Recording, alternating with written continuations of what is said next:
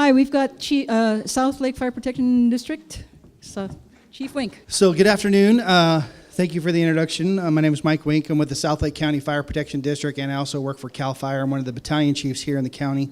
At noon, you had the emergency notification siren system test that was brought to us by our partners, Lake County OES and the Sheriff's Department. Have shown great leadership and their willingness to support the community in controlling those and activating them when necessary. Very thankful to be where we are today. It's been a multi-year effort with support of the community to get those installed. And I just wanted to take a minute to remind everybody that those are not a fire siren. If there is a fire, you should not be disappointed if the siren doesn't go off. It is, if that siren goes off, it is a piece of the puzzle. It is one of the components of situational awareness. That would then, the folks that did hear it, because it's not, everybody's not going to hear it. So the folks that did, maybe you phone a friend. Maybe you get up and look outside your window. Maybe you use the radio network that you're establishing here within your community and activate that. And use all those other tools amongst yourself for your own situational awareness. Eventually, additional information may come out, whether it's organic, from social media and friends and family, or as soon as first responders can get caught up with whatever this rapidly escalating incident might be.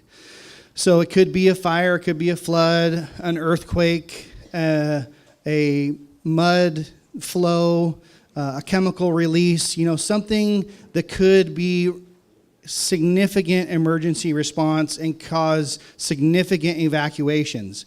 If there is a fire in the area where you can see the smoke, please remember, don't be frustrated or disappointed and say, well, why didn't the fire siren go off? It's not a fire siren. It's a siren of situational awareness for a rapidly escalating incident that could cause mass evacuations. If we feel like we can handle something or we can just evacuate a couple roads, maybe it's not necessary to activate the entire community because we don't want people to become desensitized to it as well. So if you see something this summer, don't be disappointed. Make sure you have the right expectation. If you do hear that, many levels of first responders, from the leader's intent, from the sheriff, all the way down through his leadership team and the first responders in the multiple fire agencies or whoever that is, have vetted it and decided this is a significant event where we need to go there. And it may only be one or all of them. It could be just the one in Loch Lomond, just the one in Cobb, just the one in Middletown. So I just wanted to remind folks of the purpose of it, some of the expectations, some of the limitations. We knew from the very beginning not everybody's going to hear it. That's why you need to have your network and you need to have your plan and know somebody who is close. And you start that phone tree and do those things. So I just want to take a moment to remind everybody of those thoughts and actions. And I wasn't here this morning, so if anybody has any questions on the sirens or anything else, I'm happy to take those. If not, I know you have a packed agenda. Thank you all so much for being here, and I'll take any quick questions. Yes. So, okay, this question was, he maybe talked to some people on Highway 175 near Red Hills Road. They didn't hear it. So that their nearest siren is in the community of Loch Lomond. And geographical distance and mountains and trees and all that stuff would probably limit that, and that's true. They would not. They're not in the coverage area.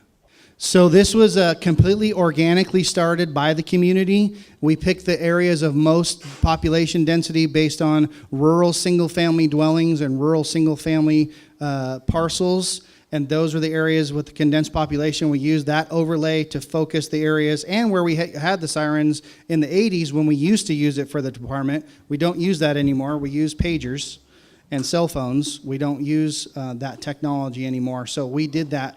If the community has a geographical area that they will want to increase coverage, then once again, it was fundraising from the community that did that, and we can talk about that other options. Any other questions? Yes.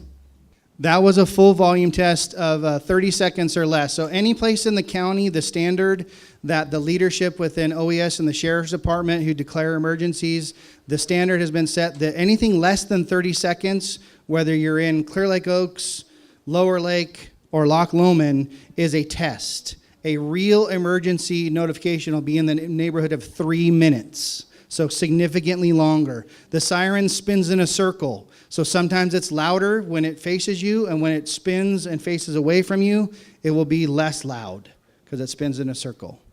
And one more question, because I'm holding up the agenda here. She's going to get me off. Okay, thank you so much.